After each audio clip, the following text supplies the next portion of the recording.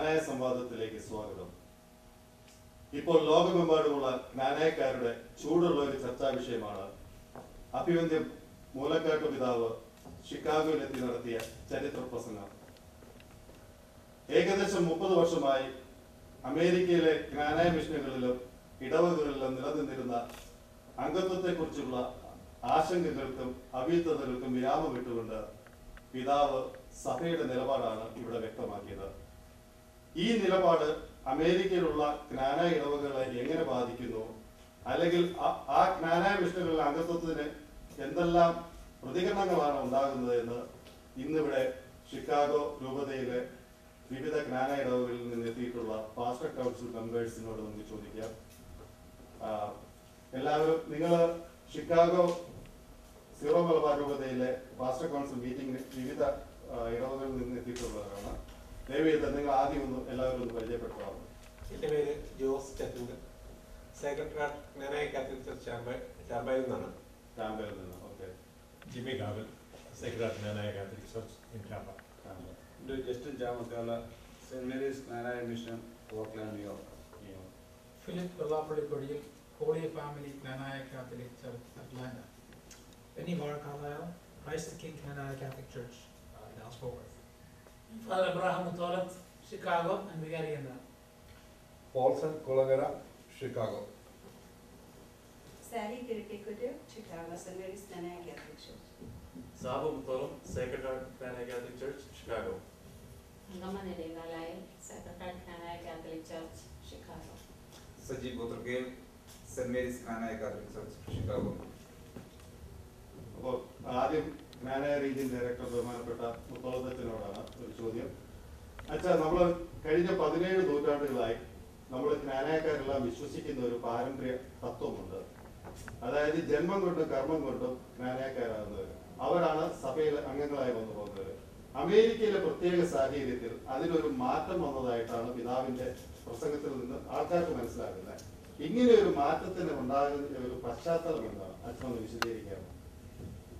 നാട്ടിൽ നിന്നും നമ്മുടെ ആളുകൾ അമേരിക്കയിൽ കുടിയേറി കഴിഞ്ഞപ്പോൾ അവർക്ക് നാട്ടിലെ രീതിയിൽ തന്നെ ഇവിടെ ജ്ഞാനായ മിഷനുകൾ വേണമെന്ന് ഷിക്കാഗോ ലാറ്റിൻ രൂപതയുടെ ആർച്ച് ബിഷപ്പിനോട് ആവശ്യപ്പെടുകയും അതനുസരിച്ച് നമുക്ക് മിഷനുകൾ സ്ഥാപിച്ചു. പക്ഷേ അപ്പോൾ നാട്ടിൽ നിന്ന് തന്നെ സമുദായം മാറി വിവാഹം കഴിച്ച് അതിനു വേണ്ടിയിട്ട് ജ്ഞാനായക്കാരുടെ അല്ലാത്ത ഇടവകയിൽ അംഗത്വം എടുത്ത ചുരുക്കം ചില ആളുകൾ ഇവിടെ അവർക്കും ആ മിഷനിൽ അംഗത്വം വേണമെന്ന് ആവശ്യപ്പെട്ടു.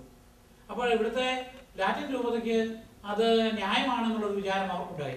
അപ്പോൾ അത് സംബന്ധിച്ച് ഇവിടെ ധാരാളം തർക്കം ഉണ്ടാവുകയും അവിടെ തർക്കങ്ങളെല്ലാം കേട്ട ശേഷം ലാറ്റിൻ രൂപത അത് വീണ്ടും ഓറിയന്റൽ കോൺഗ്രിഗേഷനിലേക്ക് റോമിലേക്ക് റെഫർ ചെയ്യുകയും അത് അവരെ കൂടി ഉൾക്കൊള്ളുന്നതാണ് എന്ന് അന്നത്തെ കാർഡിനൽ ബെനാർഡിൻ റെക്കമെൻഡ് ചെയ്യുകയും ചെയ്തു. അപ്പോൾ 1986 അന്നത്തെ ഓറിയന്റൽ കോൺഗ്രിഗേഷൻ പ്രീഫെക്റ്റ് ആയിരുന്ന കാർഡിനൽ ലൂർദ് സ്വാമി അതിനെ സ്ഥിരീകരിച്ചുകൊണ്ട് കേരളത്തിലെ പാരമ്പര്യങ്ങൾ അതുപോലെ ഇങ്ങോട്ട് വേണ്ട എന്നും സമുദായം മാറി വിവാഹം കഴിച്ച ആളുകൾക്ക് വേണമെങ്കിൽ അവരുടെ പാസ്റ്ററൽ നീഡ്സ് ഇവിടെ തുടരാമെന്നും പറയുകയുണ്ടായി. എന്നാൽ അവരുടെ ജീവിത പങ്കാളിയെക്കുറിച്ചോ മക്കളെക്കുറിച്ചോ സ്പെസിഫിക് ആയിട്ടൊന്നും പറഞ്ഞിട്ടുമില്ല. അതായിരുന്നു ഇവിടെ ഉണ്ടായിരുന്ന പശ്ചാത്തലം. പക്ഷെ 2001 അത് ഷിക്കാഗോ ലാറ്റിൻ രൂപതയിൽ പെട്ട ആളുകൾക്ക് വേണ്ടി മാത്രം ഉദ്ദേശിച്ചാണെങ്കിലും, അല്ലെങ്കിൽ അതിന്റെ ബൗണ്ടറി വരുന്ന ജ്ഞാനായക്കാരെ മാത്രം ഉദ്ദേശിച്ചാണെങ്കിലും 2001 സീറോ മലബാർ രൂപത ഉണ്ടായപ്പോൾ അമേരിക്ക മൊത്തമുള്ള ജ്ഞാനായക്കാർ ഉൾക്കൊള്ളുന്ന സീറോ മലബാർ രൂപതയുടെ അധ്യക്ഷനായിരുന്ന ആയിരിക്കുന്ന അഭിവന്യ ദേഹ്യ പങ്കാളിയാത്ത പിതാവിന് ഈ റെസ്ക്രിപ്റ്റ് ഈ രൂപതയ്ക്ക് ബാധകമാണ് എന്ന് പറഞ്ഞ് സ്ഥാപിക്കുകയുണ്ടായി. അപ്പൊ അങ്ങനെ വന്നപ്പോഴാണ് മറ്റുള്ളവരെ അംഗത്വത്തിന് വേണ്ടി അവരുടെ അവകാശം ഉന്നയിച്ചു. അപ്പൊ അതേ സംബന്ധിച്ച് സ്വല്പം അവ്യക്തത നിലനിന്നു. അവരുടെ ജീവിത പങ്കാളിയെ മക്കളെ കൂടി വേണമെന്ന് അവർപ്പോഴേക്കും അവർ വാദിക്കാൻ തുടങ്ങി. അപ്പോൾ അതിന്റെ ഒരു ക്ലാരിറ്റി ഇല്ലാതെ ഇരുന്നത് കൊണ്ടും നമ്മുടെ സംഘടന ആത്മായ സംഘടന KCC എന്നെ 2002 രൂപതയുമായിട്ട് നിസ്സഹകരണം പ്രഖ്യാപിച്ചു. പിന്നീട് നമ്മുടെ രൂപതയുമായിട്ട് നല്ല ബന്ധമില്ലാതെ വന്ന സാഹചര്യത്തിലാണ് അഭിവന്യമാരിലേക്ക് ആദ്യം മൂലക്കാട്ട് പിതാവ് റോമിലും സെനഡിലും നമ്മുടെ ഞങ്ങളുടെ പിതാവൊക്കെയാണ് ചർച്ചകൾ നടത്തുന്നതാണ്. ഈ കാര്യങ്ങളെല്ലാം മനസ്സിലാക്കിയിട്ട് അദ്ദേഹം പറഞ്ഞൊരു സജഷൻ, റോമിനെ നമുക്ക് പല പ്രാവശ്യം പറഞ്ഞിട്ടും അത് കംപ്ലീറ്റ് മാറ്റാനായിട്ട് സാധിക്കാത്ത സാഹചര്യത്തിൽ നമുക്ക് സമുദായം മാറി വിവാഹം കഴിച്ചവർക്ക് വേണമെങ്കിൽ ഇവിടെ അവർ ആവശ്യപ്പെടുകയാണെങ്കിൽ അവർക്ക് ഇവിടെ അംഗത്വം തുടരാം. എന്നാൽ അവരുടെ ജീവിത പങ്കാളിയും മക്കളും ജ്ഞാനായക്കാരല്ലാത്തത് കൊണ്ട്, ജ്ഞാനായ മാതാവിൽ നിന്ന് പിതാവിൽ നിന്ന് ജനിച്ചാൽ മാത്രമേ ഉള്ളൂ ഒരാൾ ജ്ഞാനായക്കാരനാവുകയുള്ളൂ. അതുകൊണ്ട് ആ നിലയ്ക്ക് അവരെ നമുക്ക് ഉൾക്കൊള്ളാനായിട്ട് പറ്റുകയില്ല. പക്ഷേ അങ്കാടി പിതാവിൻ്റെ തന്നെ രൂപതയിൽപ്പെട്ടതാണ് ഈ പള്ളി എന്നതുകൊണ്ട് അവരുടെ അനുവാദ ശുശ്രൂഷ നമുക്ക് നടത്തി കൊടുക്കാം. പക്ഷെ അവർക്ക് അംഗത്വം കൊടുക്കാനായിട്ട് സാധിക്കില്ല എന്നൊരു ഒരു തീരുമാനം അങ്ങാടി പിതാവിൻ്റെ അടുക്കലും അന്ന് വർഗീയ പിതാവ് കൂടി ഉണ്ടായിരുന്നു. പിതാവിനെ പറഞ്ഞ് ബോധ്യപ്പെടുത്തി അങ്ങനെ ഒരു ധാരണയിലാണ്. അതിനോട് സമ്മതിക്കുകയാണെങ്കിൽ ജ്ഞാനായ മിഷനുകൾ ആരംഭിക്കാൻ പറഞ്ഞു. അങ്ങനെ അതുകൊണ്ട് അന്ന് മുത്തശ്ശേരി പിതാവ് സമ്മതിച്ചു. അങ്ങനെയാണ് നമുക്ക് ജ്ഞാനായ മിഷനുകൾ ആരംഭിച്ചത്. എന്നാൽ വീണ്ടും അത് സംബന്ധിച്ച് സ്വന്തമായിമാർ വിവാഹം കഴിച്ചുകൊണ്ട് ഭാര്യയ്ക്കും മക്കൾക്കും മെമ്പർഷിപ്പ് ഉണ്ടെന്നും ഇല്ലെന്നും ഒക്കെയുള്ള ഒരു കൺഫ്യൂഷൻ പിന്നെ കടന്നതിന്റെ പശ്ചാത്തലത്തിലാണ് അടുത്ത കാലത്ത് KCC ആവശ്യപ്പെട്ടതനുസരിച്ച് അഭിമന്യ മുലക്കാട്ട് പിതാവ് ലോസ് ആഞ്ചലസിൽ വരികയും അവിടെ വെച്ചുണ്ടായ ഒരു ചർച്ചയിൽ മിഷനുകളിലെയും പള്ളികളിലെയും അംഗത്വത്തെ സംബന്ധിച്ച് ഒരു വ്യക്തത തരണമെന്ന് പറഞ്ഞപ്പോൾ ഈ ഒരു ധാരണയിലാണ് നമ്മൾ ഇവിടെ ഉണ്ടാക്കിയിരിക്കുന്നതെന്ന് പറയുകയും ചെയ്തത്. എന്നാൽ അത് നമ്മളെ സംബന്ധിച്ചേ ഉള്ളൂ ബാധകമാകുന്നുള്ളൂ, നാടിനെ സംബന്ധിച്ചത് ബാധകമല്ല. കാരണം നാട്ടിലെ ഇതേ സംബന്ധിച്ചൊരു ചർച്ച ഉണ്ടായ പശ്ചാത്തലത്തിൽ അഭിമന്യ നമ്മുടെ ഇപ്പോഴത്തെ മുമ്പിരുന്ന ജോൺ പോൾ രണ്ടാമൻ മാർപ്പാപ്പ കേരളത്തിലെ സ്റ്റാറ്റസ് കോ മെയിൻറ്റെയിൻ ചെയ്യാം എന്നുള്ള ഒരു ഡിഗ്രി അല്ലെങ്കിൽ ഒരു തീരുമാനമെടുത്തിട്ടുണ്ട്. അപ്പൊ അതുകൊണ്ട് നാട്ടിലുള്ളവർ ഇതേക്കുറിച്ച് അസ്വസ്ഥരാകേണ്ട കാര്യമില്ല. ഈ തന്നിരിക്കുന്ന റെസ്ക്രിപ്റ്റ് ഇപ്പോഴത്തെ രീതിക്ക് ആദ്യം സീറോ മലബാർ ഇവിടെ സീറോ മലബാർ രൂപതയിൽപ്പെട്ട സീറോ മലബാറിലെ ലാറ്റിൻ രൂപതയിൽപ്പെട്ട ചിക്കാഗോക്കാർക്ക് മാത്രമായിരുന്നെങ്കിൽ പിന്നീട് അത് അമേരിക്കയിലുള്ള മൊത്തം ജ്ഞാനായക്കാർക്കായി എന്നുള്ളതേ ഉള്ളൂ. അതിലപ്പുറം വേറൊരിടത്തേക്കും അങ്ങനെ ഒരു നിർദ്ദേശം വന്നിട്ടില്ലാത്ത സ്ഥിതിക്ക് മറ്റുള്ളവർ ഇതേപ്പറ്റി ആകുലപ്പെടേണ്ട കാര്യവുമില്ല എന്നാണ് എനിക്ക് പറയുന്നത്. അപ്പോൾ അച്ഛൻ പറഞ്ഞു വന്നത് ഇവിടെ അമേരിക്കയിലെ ജ്ഞാനായ ഇടവകളിൽ ഇങ്ങനെ ഒരു തീരുമാനം എടുക്കാനായിട്ട് നമ്മളെ ഫോഴ്സ് ചെയ്തത് 1986 ഓറിയന്റൽ കോൺഗ്രിഗേഷന്റെ റീസ്ക്രിപ്റ്റ് ആണ്. ആ റീസ്ക്രിപ്റ്റ് കിടക്കുന്നത് കൊണ്ട് നമുക്ക് അംഗത്വ സംവിധാനത്തിൽ ഒരു വ്യക്തത കുറവുണ്ടായിരുന്നു. അതാണ് ഇപ്പോൾ പിതാവ് അഭിയന്ത മൂലക്കാട്ട് പിതാവ് ഈ അടുത്ത കാലത്ത് അമേരിക്കയിലെത്തി വളരെ വ്യക്തമായ ഭാഷയിൽ പറഞ്ഞത്. ഇദ്ദേഹം മൂലക്കാട്ട് പിതാവ് നടത്തിയ ഈ പ്രസ്താവന അല്ലെങ്കിൽ നമുക്ക് വ്യക്തമാക്കി തന്ന ഈ ക്ലാരിഫിക്കേഷൻ നിങ്ങളുടെ ഇടവകളിലോ അത് എങ്ങനെ ബാധിച്ചു, ആ ഇടവകയിലുള്ള ജനങ്ങളുടെ പ്രതികരണം എന്താണോ? നമുക്കിപ്പോൾ ന്യൂയോർക്കിൽ നിന്ന് മിസ്റ്റർ ജസ്റ്റിനുണ്ട്. ന്യൂയോർക്കിലെ ജനങ്ങൾക്ക് ഈ പിതാവിന്റെ ഈ വ്യക്തത അവരുടെ ഇതുവരെയുള്ള അവരുടെ കൺഫ്യൂഷൻ മാറിയോ, അതോ അവരെങ്ങനെയാണ് ഇതിനെ സ്വീകരിച്ചത്?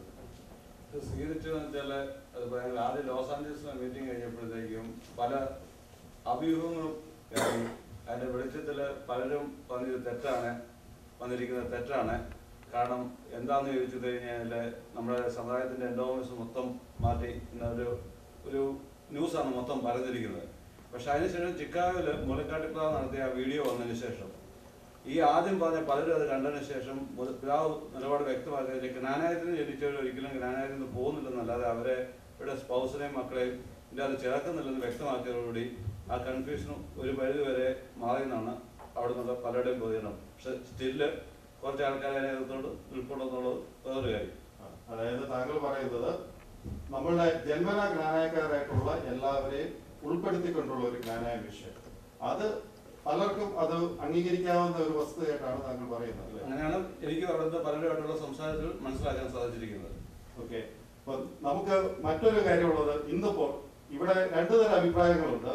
ഒന്ന്, അതായത് നാട്ടിലെ രീതിയിൽ അതേ രീതിയിൽ നമുക്ക് ഇവിടെ മെമ്പർഷിപ്പുകൾ ഉള്ള മിഷനുകൾ കൊണ്ടുപോകാൻ സാധിക്കുന്നില്ലെങ്കിൽ എന്തിനാണ് നാം ഇങ്ങനെയുള്ള ജ്ഞാനായ ഇടവകൾ ഉണ്ടാക്കുന്നത്? നമുക്ക് ലാറ്റിൻ പള്ളികളിൽ പോയാൽ പോലെ. ഇപ്പോൾ അറ്റ്ലാന്റയിൽ നിന്ന് എത്തിയിട്ടുള്ള അറ്റ്ലാന്റയിൽ നിന്ന് എത്തിയിട്ടുള്ള ഫിലിപ്പ് അദ്ദേഹത്തോട് ചോദിക്കുകയാണ്, താങ്കൾക്ക് അവിടെ നിങ്ങൾ അമേരിക്കയിലെ രണ്ടാമത്തെ ജ്ഞാനായ ദേവാലയം വാങ്ങിയതാണ്, ഇപ്പൊ ഏകദേശം 3 വർഷമായല്ലോ.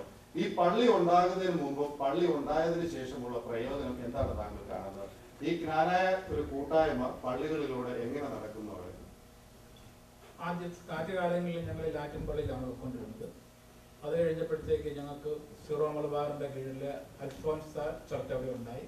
ഞങ്ങൾ അൽഫോൻസ ചർച്ചിൽ ആയിട്ട് ഞങ്ങൾ പാർട്ടിസിപ്പേറ്റ് ചെയ്യുമായിരുന്നു.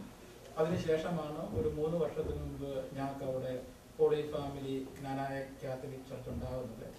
ആ holy family Knanaya Catholic church ഉണ്ടായതിനു ശേഷം ഞങ്ങൾക്ക് വന്നിരിക്കുന്ന ഏറ്റവും വലിയൊരു അഭിവൃദ്ധി, കാരണം ജ്ഞാനായക്കാരായ എല്ലാവർക്കും എല്ലാ സൺഡേയിലും അവിടെ വന്നു ചേരാനും അവിടുത്തെ നമ്മുടെ കുർബാനകളിൽ പങ്കെടുക്കുവാനും സോഷ്യലൈസേഷൻ കുഞ്ഞുങ്ങളുമായിട്ട് വരാനും യൂത്തുമായിട്ട് വരാനും കുർബാനയ്ക്ക് ശേഷം യൂത്തുമായിട്ട് ഒന്ന് ഒന്നിച്ച് അവിടെ കൂടാനും ആ ഒരു സൗഹൃദ ബന്ധം ഞങ്ങൾക്ക് പുലർത്തിക്കൊണ്ട് പോകാൻ ഞങ്ങൾക്ക് ഇന്നും സാധിക്കുന്നുണ്ട്.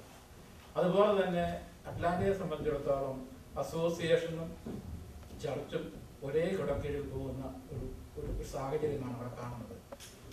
ഞായറാഴ്ച തോറും പള്ളികളിലെ കുർബാനയ്ക്ക് കഴിഞ്ഞാൽ ഉടനെ അസോസിയേഷൻ്റെ വകയായിട്ട് അസോസിയേഷൻ ഓരോ മീറ്റിങ്ങുകൾ കൂടുകയും അസോസിയേഷൻ്റെ തീരുമാനങ്ങൾ എടുക്കുകയും പള്ളിയും അസോസിയേഷനും കൂടെ ഒറ്റക്കെട്ടായി ഒരേ ഐക്യത്തിൽ ഒന്നിച്ച് ഞങ്ങൾ പോകുന്നൊരു കാഴ്ചയാണ് ഞങ്ങൾ കാണുന്നത്.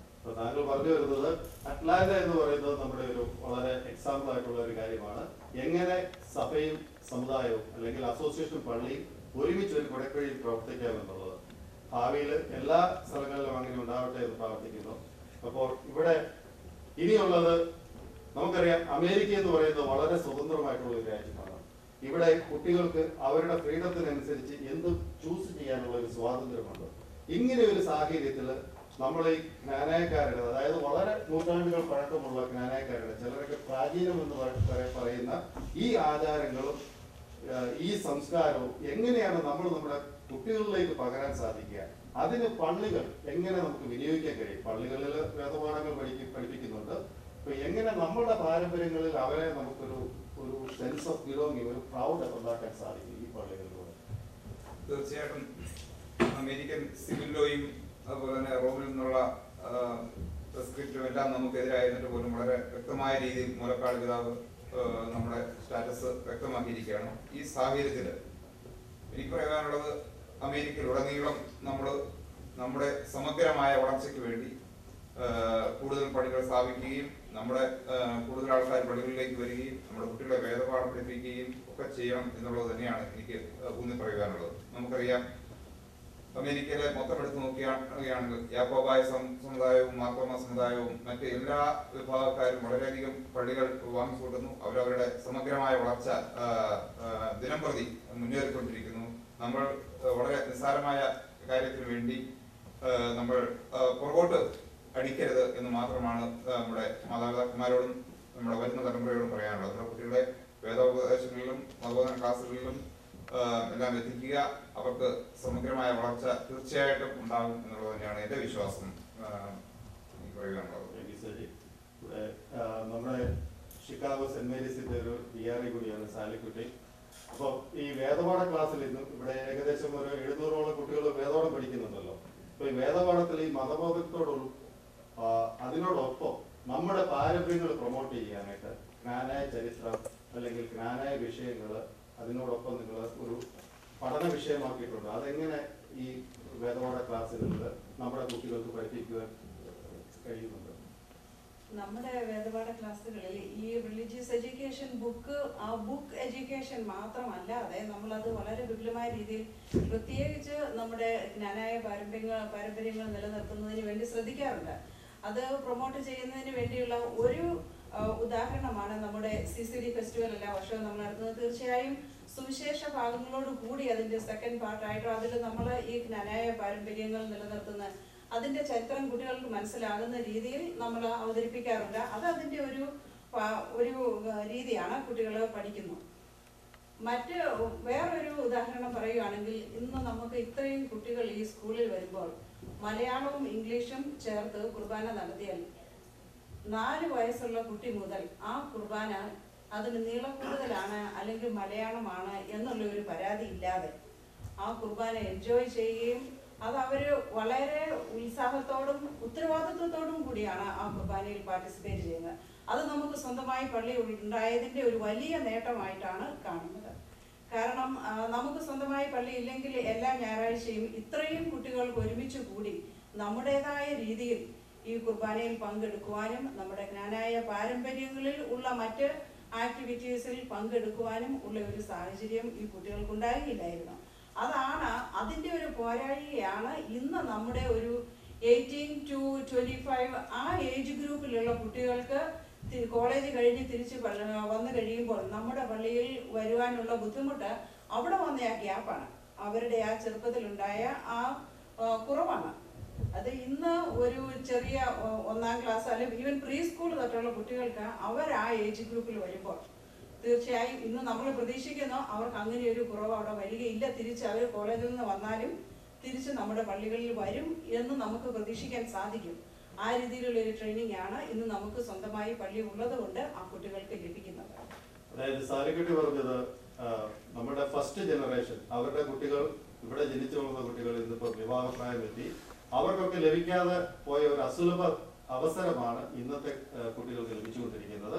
ആ ഒരു മാറ്റം, അതായത് പള്ളികളിലൂടെ വേദപാഠത്തിലും ജ്ഞാനയ സംസ്കാരവും അറിഞ്ഞു വളരുമ്പോൾ ഉണ്ടാകുന്ന ഒരു മാറ്റം അവരിൽ കാണുന്നുണ്ട്. തീർച്ചയായും നമ്മുടെ ക്യാമ്പിൽ നിന്ന് ജിമിച്ചേട്ടനുണ്ട് ഇവിടെ. ജിമിച്ചേട്ട, ഈ ഇപ്പം അതായത് മൂലക്കാട്ട് പിതാവ് നമുക്ക് ഒരു വ്യക്തത, അതായത് പറഞ്ഞല്ലോ പുറത്തുനിന്ന് വിവാഹം കഴിച്ച് ജന്മന ജ്ഞാനായക്കാരായിട്ടുള്ള എല്ലാവരും ജ്ഞാനായ മിഷനുകളിൽ അംഗത്വം ആവശ്യപ്പെട്ടാൽ അവർക്ക് അംഗങ്ങളാകാം. മറിച്ച് അവരുടെ ഫാമിലി കുട്ടികളുമായിട്ട് അവർക്ക് ചേരണമെങ്കിൽ തദ്ദേശ ഇടവുകളിൽ പോയി അംഗങ്ങളാകാം. ഇത് ക്യാമ്പയിലെ ഇടവുകളിൽ എങ്ങനെ പുറത്തുനിന്ന് വിവാഹം കഴിച്ചിട്ടുള്ള ആരെങ്കിലും അവിടെയൊക്കെ ഏതെങ്കിലും കമ്മിറ്റികളിൽ അംഗമാകണമെന്നോ അല്ലെങ്കിൽ എന്തെങ്കിലും നിങ്ങളുടെ ദൈനംദിന പ്രവർത്തനങ്ങളിൽ അത് എങ്ങനെയും അത് എഫക്ട് ചെയ്യുന്നുണ്ടോ? ടാമ്പായുടെ ദേവാലയത്തിൽ ഇന്ന് വരെയും അങ്ങനെ ഒരു പ്രശ്നം ഉണ്ടായിട്ടില്ല. ആരും മെമ്പർഷിപ്പിന് വേണ്ടിയിട്ട് വരികയോ അവിടെ ഒരു സംവാദം ഉണ്ടാക്കുന്ന ഒരു സാഹചര്യം ഇതുവരെയും ടാമ്പായിൽ ഉണ്ടായിട്ടില്ല. അത് അങ്ങനെ ഒരു സാഹചര്യം ഞങ്ങൾക്കില്ല. പക്ഷേ എങ്കിലും 82 ഓറിയന്റൽ കോൺഗ്രിഗേഷനിൽ നിന്ന് തന്ന നിർദ്ദേശം അനുസരിച്ചും 2002 സിറോ മലബാർ രൂപത ഉണ്ടായതിനു ശേഷവും നിലവിലുണ്ടായിരുന്ന ആ കൺഫ്യൂഷൻ, മെമ്പർഷിപ്പിനെ സംബന്ധിച്ച കൺഫ്യൂഷൻ മാറ്റുവാനായിട്ട് ഈ പ്രാവശ്യം മൂലക്കാട് പിതാവ് ചിക്കാഗോയിൽ വന്നപ്പോൾ നടത്തിയ വ്യക്തമായ നിർവചനം വളരെയധികം ക്ലാരിഫിക്കേഷൻ നൽകുകയും ആളുകളിൽ വ്യക്തമായ ഒരു മാനദണ്ഡം ഉറപ്പിക്കുവാൻ സാധിച്ചു. അത് മനസ്സിലാക്കി നമ്മൾ മുന്നോട്ട് പോകുവാനും നമ്മുടെ എല്ലാ സ്ഥലങ്ങളിലും നമ്മുടേതായ ദേവാലയങ്ങളും അതിനോടടുത്തുള്ള സംവിധാനങ്ങളും ഉണ്ടാക്കി നമ്മുടെ പൈതൃകവും ആചാരാനുഷ്ഠാനങ്ങളും പാരമ്പര്യങ്ങളും നിലനിർത്താനായിട്ട് നമ്മൾ ശ്രമിക്കണം. ഇത് നല്ലൊരു അവസരമാണ്. ഇത് എല്ലാവരും നേരായ രീതിയിൽ വിനിയോഗിക്കണമെന്ന് എനിക്ക് പറയാനുള്ളത്.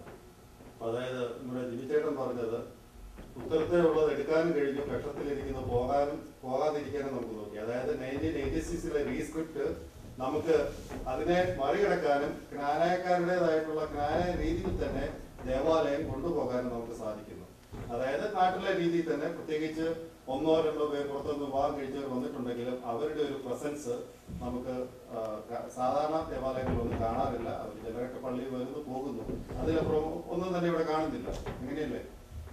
എനിക്ക് ഇതിനു മുമ്പ് പറഞ്ഞതെല്ലാം എൻ്റെ എക്സ്പീരിയൻസ് വെച്ച് ആദ്യത്തെ ജ്ഞാനായ പള്ളി, കേരളത്തിൽ വെളിയിലുള്ള ആദ്യത്തെ ജ്ഞാനായ പള്ളിയിൽ വളരെ ആക്റ്റീവായിട്ട് തുടങ്ങിയ 2006 മുതൽ ആക്റ്റീവായിട്ട് പാർട്ടിസിപ്പേറ്റ് ചെയ്യാൻ പറ്റി. യൂത്ത് മിനിസ്ട്രി കോർഡിനേറ്റർ നിലയ്ക്ക് കുട്ടികളുമായിട്ട് ഇടപെടാൻ സാധിച്ചു. ഇപ്പോൾ DRE ആയിട്ട് കണ്ടിന്യൂ ചെയ്യുന്നു. അതിൽ നിന്നുള്ള എക്സ്പീരിയൻസ്, ഈ 5 വർഷത്തെ എക്സ്പീരിയൻസ് കൊണ്ട് ഉണ്ടായ ഒരു അനുഭവം ഈ കുട്ടികളിലുണ്ടായ മാറ്റങ്ങളാണ്. ഈ കുട്ടികൾക്ക് കാണിച്ചു കൊടുക്കാൻ പറ്റുന്ന കണ്ടിന്യൂറ്റി, നമ്മുടെ വിശ്വാസം നിലനിർത്തുന്നതോടൊപ്പം നമ്മുടെ പാരമ്പര്യങ്ങളും കാണിച്ചു കൊടുക്കാനുള്ള സാഹചര്യങ്ങൾ നമുക്ക് കിട്ടുന്നു. ആ കുട്ടികളുണ്ടായ നമ്മുടെ ജ്ഞാനായ പാരമ്പര്യത്തെ പറ്റിയുള്ള അറിവുകൾ, വിശ്വാസങ്ങൾ, അതിലാണ് നമ്മൾ സംതൃപ്തി കാണിച്ചത്. അത് ഈ പള്ളികൾ ഉണ്ടായില്ലായിരുന്നെങ്കിൽ നടക്കത്തില്ലായിരുന്നു എന്നുള്ളത് 100% ഷുവറാണ്. ഒരു അസോസിയേഷനും പള്ളികൾ വഴി കിട്ടുന്ന സാഹചര്യങ്ങൾ കൊടുക്കാൻ സാധിക്കത്തില്ല എന്നുള്ളത് വളരെ വ്യക്തമാണ്. അതായത് സാബു പറഞ്ഞു വരുന്നത്, നമുക്ക് പള്ളി എന്ന് പറയുമ്പോൾ എല്ലാ ഞായറാഴ്ചകളിലും വേദപാഠ കൂട്ടായ്മ, അസോസിയേഷൻ എന്ന് പറയുമ്പോൾ അതിൻ്റെതായ ലിമിറ്റേഷൻസ് ഉണ്ട്. ആണ്ടിൽ ഒരു 5 അല്ലെങ്കിൽ 6 പ്രോഗ്രാംസ്, അതിൽ കൂടുതലൊന്നും അസോസിയേഷന് ചെയ്യാൻ പറ്റത്തില്ല. പക്ഷേ ഇതിനൊരു മറുവാദമുണ്ട്. അതായത് ഈ പള്ളികളുടെ വളർച്ച, നമ്മുടെ ദേവാലയങ്ങളുടെ വളർച്ച അസോസിയേഷന്റെ പ്രസക്തി കുറയ്ക്കുന്നു എന്ന് ചിലർ പറയുന്നു. പക്ഷേ മൂലക്കാട്ട് പിതാവ് പറഞ്ഞ ആ ഒരു പ്രസ്താവന അനുസരിച്ച്, അദ്ദേഹം വ്യക്തമാക്കിയ നയം അനുസരിച്ച് അസോസിയേഷന് പ്രസക്തി കൂടുകയല്ല ചെയ്തത്. അതായത് ഈ പള്ളികളിൽ, ദേവാലയങ്ങളിൽ നമുക്കുള്ള ഒരു ചെറിയ ന്യൂനത, അതായത് നമ്മുടെ നാട്ടിലെ രീതിയിൽ പറഞ്ഞ പോലെ ജന്മം കൊണ്ടും കർമ്മം കൊണ്ടും എൻഡോഗമസ് ആയിട്ടുള്ളവരുടെ മെമ്പർഷിപ്പ് ഇടവകയെന്നുള്ളത് നമുക്കിവിടെ ഒരു അല്പം ന്യൂനതയാണ്. അത് പരിഹരിക്കാനുള്ള ഒരു മാർഗം തന്നെയാണ് അസോസിയേഷൻ. അതായത് അസോസിയേഷന് ഈ മെമ്പർഷിപ്പ് ക്രൈറ്റീരിയ ബാധകമല്ലെന്ന് അദ്ദേഹം വ്യക്തമാക്കിയിരിക്കുകയാണ്. അപ്പൊ അത് അസോസിയേഷന് അത് കൂടുതൽ ഊർജ്ജസ്വലതയോട് പ്രവർത്തിക്കാൻ അതിന്റെ പ്രസക്തി കൂടുകയും അല്ലേ ചെയ്യുന്നത്. ഞാൻ ചോദിക്കുന്നത് സെക്രട്ടേറിയറ്റ് ചർച്ചാണ് ഇവിടെ ആദ്യം നടക്കുന്നത്. ആ ചർച്ച് വന്നു കഴിഞ്ഞപ്പോൾ മുതലുള്ള ആ ഗ്രോത്ത് അത് നമുക്ക് അറിയാൻ മേലാത്ത പോലത്തെ ഗ്രോത്താണ്. അതായത് നമ്മുടേതായ എല്ലാ പാരമ്പര്യങ്ങളും നമുക്കവിടെ ചെയ്യാനും, അതുപോലെ തന്നെ കുഞ്ഞിനോട് ആദ്യമായിട്ടുള്ള പാട് നമ്മളൊരാൾ മരിച്ചാൽ നമ്മുടേതായ രീതിയിൽ നമുക്കവിടെ ചെയ്യാനായിട്ട് നമുക്ക് നമ്മുടേതായ സ്വന്തം മട്ടി വന്നപ്പോൾ നമുക്കിത് ചെയ്യാനൊക്കും. അതുപോലെ തന്നെയാണ് നമ്മുടെ കുഞ്ഞുങ്ങളുടെ എല്ലാ കാര്യത്തിലുള്ള, എസ്പെഷ്യലി CCD അല്ലെങ്കിൽ അതുപോലെയുള്ള ഫണ്ട് റേസിങ് അല്ലെങ്കിൽ അവരുടെ ധ്യാനങ്ങൾ നമ്മുടെ നടത്താനായിട്ടുള്ള കാര്യങ്ങളൊക്കെ നമുക്കിവിടെ ചെയ്യാൻ പറ്റും. ഇവിടുത്തെ ഗ്രോത്ത് കണ്ടപ്പോഴത്തേക്കും നമുക്ക് മറ്റുള്ള സ്ഥലങ്ങളിലും ഇവിടുത്തെ വളർച്ച കണ്ടപ്പോൾ മറ്റുള്ള സ്റ്റേറ്റുകളിലും അവർക്ക് അതുപോലെ തന്നെ ചെയ്യണം തോന്നി.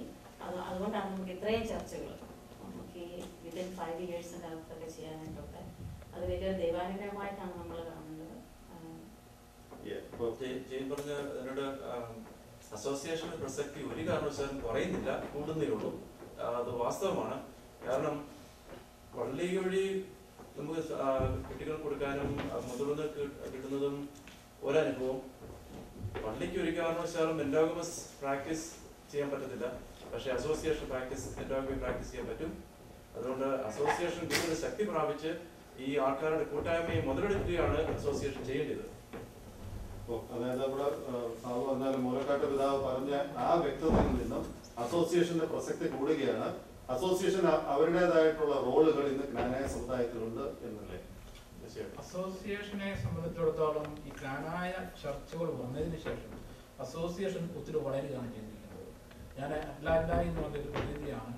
അറ്റ്ലാന്റയെ സംബന്ധിച്ചിടത്തോളം ജ്ഞാനായ അസോസിയേഷനിൽ വർഷത്തിൽ 3 അല്ലെങ്കിൽ 4 അല്ലെങ്കിൽ 5 പ്രാവശ്യം മാക്സിമം കൂടുന്നൊരു സാഹചര്യമായിരുന്നു. കാരണം വെളിയിൽ പോയി റൂം വാടകയ്ക്കെടുത്ത് അവിടെ വേണമായിരുന്നു അസോസിയേഷൻ്റെ മീറ്റിംഗ് കൂടുവാനായിട്ട്.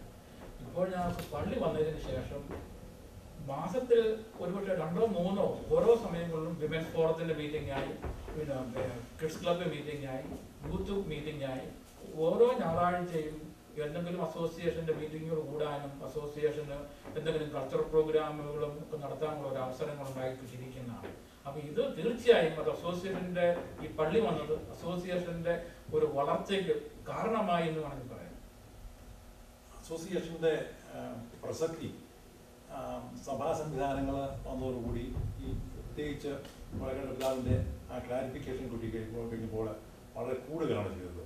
കാരണം അസോസിയേഷന് പ്രവർത്തിക്കാൻ പാരമ്പര്യങ്ങൾ നമ്മുടെ കുട്ടികളിലേക്ക് പകർന്നു കൊടുക്കാൻ വളരെയധികം പ്രസക്തിയുണ്ട്. അതിന് വളരെയധികം വേദികളുണ്ട്. പ്രത്യേകിച്ച് ഞങ്ങളുടെ ടാമ്പായിലെ സാഹചര്യത്തിൽ അസോസിയേഷൻ വളരെ ആക്റ്റീവായിട്ട് പ്രവർത്തിക്കുന്നു. അസോസിയേഷൻ്റെ മനോഹരമായ ഒരു ഹാളുണ്ട്. അവിടെ എല്ലാ ആഴ്ചയിലും പ്രോഗ്രാംസ് നടക്കുന്നുണ്ട്. അത് പള്ളിയുടെ പ്രവർത്തനത്തെ യാതൊരു കാരണവശാലും ബാധിക്കുന്നില്ല. പള്ളിയും പ്രവർത്തനം പള്ളിക്ക് കൊടുക്കാവുന്നത് അസോസിയേഷന് കൊടുക്കാൻ സാധിക്കില്ല. അതുകൊണ്ട് ഇത് അതും രണ്ട് എൻറ്റിറ്റി ആണെങ്കിലും ഒന്നിച്ച് സഹകരിച്ച് പ്രവർത്തിക്കാൻ നമുക്ക് സാധിക്കും. അതാണ് നമ്മുടെ പാരമ്പര്യം. അത് നമ്മൾ തുടർന്നു കൊണ്ടുപോവുകയും ചെയ്യും. ഇപ്പൊ ജിമിച്ചേട്ടൻ പറഞ്ഞ നമ്മുടെ മൂലക്കാട്ട് പിതാവിന്റെ ഇവിടെ വന്ന മൂലക്കാട്ട് പിതാവ് അംഗത്വ സംവിധാനത്തെ കൂടുതൽ വ്യക്തമാക്കിയപ്പോൾ അത് അസോസിയേഷന് കുറച്ചുകൂടെ പ്രാധാന്യം നൽകിയിരിക്കുകയാണ്. അതായത് സഭയിലുള്ള ഈ ചില പരിമിതികൾ പരിഹരിക്കേണ്ടത് അസോസിയേഷന്റെ ചുമതലയാണ്. അവര് വേണം എൻഡോഗമസ് ആയിട്ടുള്ള ആ ഒരു എൻറ്റിറ്റി കീപ്പ് ചെയ്യാനും ഐഡന്റിറ്റി കീപ്പ് ചെയ്യാനും ഉള്ള ദൗത്യം അസോസിയേഷനാണ്.